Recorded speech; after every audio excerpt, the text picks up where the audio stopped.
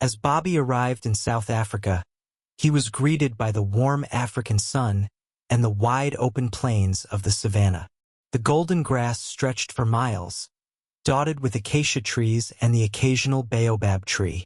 Bobby stood on a hilltop, surveying the land. "This place is huge," he said, his eyes wide with awe. "There's so much to explore." His guide, a friendly safari leader named Kwame, smiled. "Welcome to South Africa, Bobby. You're about to experience something very special today. You'll be taking part in a safari challenge, a test of teamwork, courage, and leadership, just like the animals that roam these lands." Bobby's ears perked up. "A challenge? I'm ready." Kwame nodded. "This will be a test like no other. The animals here respect those who show both strength and the ability to work together. The wild is a place of balance, and you will have to lead others to succeed in this challenge." The sun rose early the next morning, and Bobby set off with Kwame on their safari truck, heading toward the savanna. Their first task: to herd a group of wildebeests to a safe, designated location for their annual migration. "Wildebeests can be tricky," Kwame warned. "They're fast, but they follow the lead of their leader. Your job is to organize them and guide them toward safety." Bobby felt a flutter of excitement. He had never led a herd before, but he knew this would be a challenge. With Kwame's guidance, Bobby learned the ways of the wild herders: how to communicate without words, how to move in sync with the animals, and how to stay calm when things got chaotic. At first, the wildebeests were scattered, grazing in every direction. Bobby took a deep breath, focused, and began moving toward them. He used his body language to signal the wildebeests to gather, leading them with slow, steady movements. Slowly, but surely, the wildebeests began to form a herd, following Bobby's lead.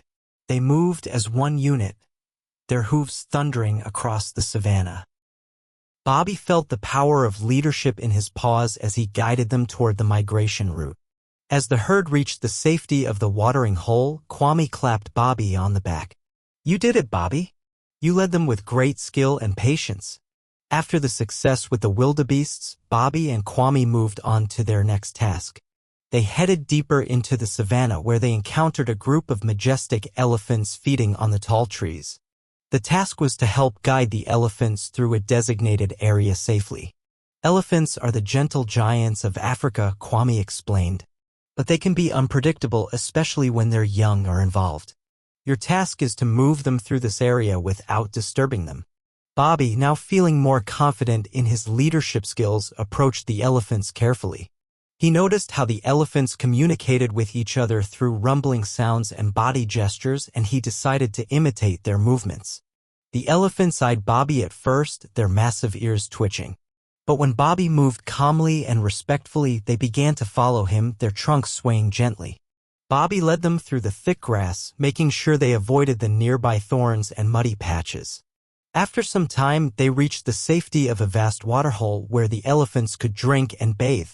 Bobby felt proud of his success and realized that patience and understanding were essential when dealing with these magnificent creatures. "Great job, Bobby," Kwame said. "You've proven that you understand the balance of nature. The elephants trusted you and you showed the way." For Bobby's final task, Kwame took him to the heart of the savanna where a pride of lions lived. Bobby was nervous. This would be a test of his leadership not only to animals from another species but to those who were his own kind. "You have to show the lions that you are capable of leading with strength, courage, and wisdom," Kwame said. "You have to prove yourself." Bobby approached the pride carefully, aware that they might test his strength and authority. As he walked toward the pride, the lions turned their heads, eyes narrowing as they observed him. Bobby could feel the weight of their gazes, but he stood tall and confident. The lioness, who was the leader of the pride, stepped forward. She looked Bobby up and down before speaking. "What makes you think you can lead us, cub?" she asked, her voice low and powerful. Bobby thought carefully before answering. "I've learned from the animals of the savanna. Leadership is not about strength alone, it's about earning respect, knowing when to stand firm and when to show compassion. The lioness studied Bobby for a long moment before nodding. She turned to the pride and gave a signal. With that, the pride began to follow Bobby's lead as he led them to a new territory filled with fresh grass and water. When they arrived, the lioness turned to Bobby and said, "You've shown us your wisdom and strength. You are truly a leader, young lion." As Bobby completed his safari challenge, he sat down with Kwame and reflected on the lessons he had learned. He had faced his fears and led animals of all kinds, from wildebeests to lions. "I never knew leadership could be so much about balance," Bobby said, gazing out over the savannah.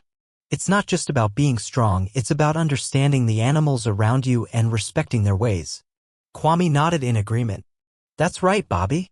Leadership in the wild isn't about being the strongest, it's about knowing when to lead and when to listen, when to act and when to be patient." Bobby smiled, proud of all he had accomplished. "I feel like I've learned so much. I'm ready for my next adventure." As Bobby left the savannah behind, he knew that the lessons he had learned in South Africa would stay with him forever. He had grown not just in strength but in wisdom. And with that, he set off for his next exciting destination.